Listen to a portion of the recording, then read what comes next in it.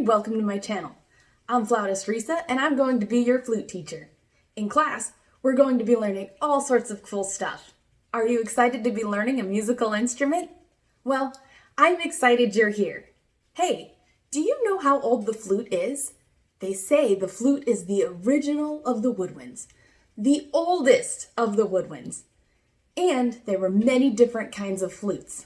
Some were played vertical, like today's flute, and some were horizontal, like a recorder or clarinet. They were also made out of different materials, such as bone or wood. And oddly enough, people from all around the world played the flute. Neat, huh? But talking about today's flute, it's been around since 1847, so still a really long time. Theobald Boehm was the one that came up with today's flute and the flute fingerings. Okay, enough history talk. I just get a little excited. Now, before we put our flute together, let's work on just making a sound with just the head joint. That's this piece. When I was first learning, this was the hardest part for me, but I know you'll get it in no time. Okay, so before we get out our instrument, we're just going to use our fingers so we can feel the airflow. Flute is the only woodwind where we don't have a mouthpiece. The way we form our mouth to make our instrument play is called embouchure. As a flute player, we must have control over where our airstream goes. We are going to want to direct our air downward into the embouchure hole. To do that, shape your mouth as if you were going to make an eh sound. Now try blowing the air with your mouth still in the eh position. Place your finger underneath your bottom lip and try it again. Did you feel your airstream? If not, most likely you're blowing your air straight across. Keep trying until you get it. When you are ready, try it out on the head joint. You should be able to make a sound. Keep practicing. It's not a lie when they say practice makes perfect. Let's try it together. I'm going to count to 4, and we're going to play right after 4. 1, 2, 3, 4. How did you feel? Were you able to get it? Let's do it again. 1, 2, 3, 4. One more time. As they say, third time's the charm. 1, 2, 3, 4. Great. If you're still struggling, keep trying. Try to make your embouchure tighter or looser. Imagine the air going downwards. Once you're able to make a sound in your flute, let's continue on learning some notes. Okay, let's put our flute together. So, be careful when opening your case. If you open it upside down, your flute could fall out and get damaged. A damaged instrument does not play well. Trust me. Okay, so the first part is always take out the body of your flute. And yes, that's what this section is called. Next, I take the head joint and place it in the body.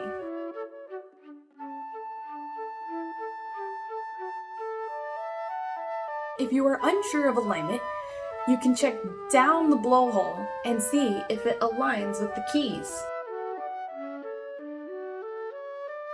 The last part is the foot joint of the flute.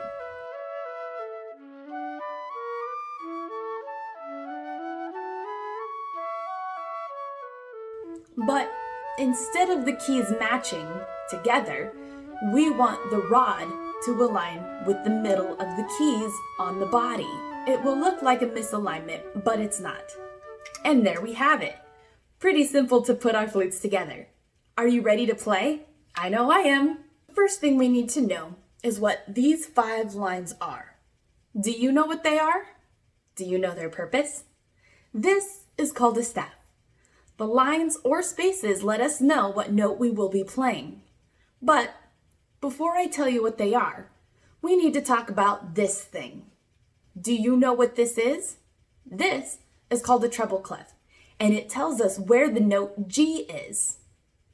Flutes, we read music with the treble clef, so you're going to be seeing a lot of this guy. So, I said the treble clef shows us where the note G is. How does it tell us? Well, the end of the curve lands on this line, and this line is the note G.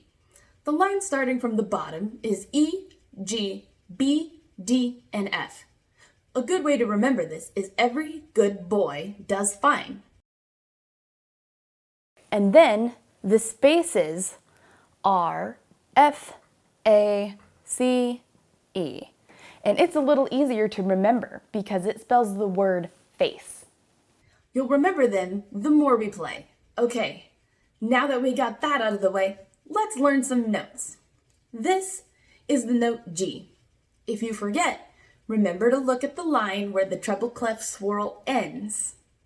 To play the note G, we are going to want to have our thumb hit this octave key. That's this key here. Anytime we hit the octave key, it will always be this key. We won't ever put our thumb on the key next to it. We're going to put our 3 fingers down on our left hand. The fingers go here. It feels like we're skipping a key, but we really aren't.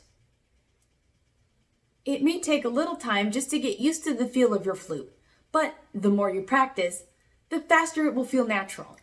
Now, on our right hand, we will only hit the pinky key. That's this key.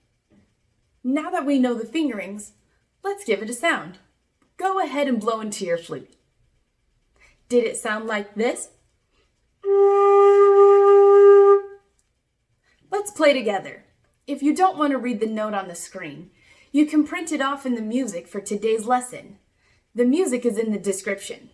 This will include the staff, clef, fingerings, and the written music. Okay, so before we play, this is called a whole note. It means 4 beats. 1, 2, 3, 4. So, when we see this, that's how long we're going to play that note for. Let's play together. I'll have my voice count, but I'll play along with you. I'm going to count to 4, and then we are going to play for 4. Ready? 1, 2, 3, 4. 1, 2, 3, 4. Great. Okay, let's move to this next part. This here is called a whole rest. That means we're going to rest, or not play, for 4 beats. Let's play together. I'm going to count to 4. We're going to play, and rest. Ready? 1, 2, 3, 4. 1, 2, 3, 4. 1, 2, 3, 4. 1, 2, 3, 4. 1, 2, 3, 4. Great! How did you do? Okay, this time I'm just gonna count. Ready? Remember, I'm going to give you a 4-beat count off. 1, 2, 3, 4. 1, 2, 3, 4. And rest. 2, 3, 4. Play. 2, 3, 4. And rest. 2, 3, 4. How was that? If you're struggling, feel free to go back and practice until you feel confident. If you are feeling good and are ready to move on, I'm going to make this a little more challenging. You play what we just played, and I'm going to play something else. I'm going to give a 4-beat count off, and then you will have to count on your own. Ready? 1, 2, 3, 4. 1, 2, 3, 4. 1, 2, 3, 4. Wasn't that wonderful? Fun, wasn't it? Together, we played what's called a harmony. We may not play the same notes, but yet it still sounded good. Uh-oh, looks like we're out of time today. But before I dismiss you, we have to go over on taking apart our flute and cleaning it so we keep it nice and functioning properly. I always start with taking the foot joint off. I put the cleaning cloth in the rod and I just swab it out.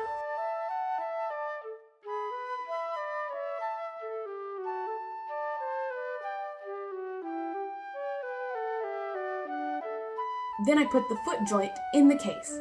Then I take the head joint off, and for a moment, I put it in the case. Same thing we did with the foot joint. I do the same thing that I did with the foot joint to the body of the flute. Swab it, and then place it in the case.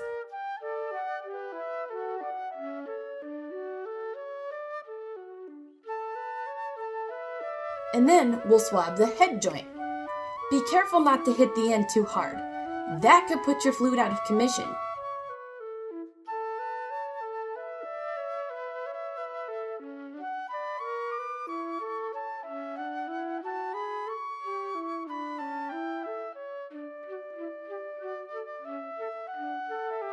Place it into the case along with your cloth and rod. Close the case and you are on your way. Before you go, don't forget the worksheet attached, recapping what we learned in this lesson. Practice makes perfect, so keep on practicing. Until next time.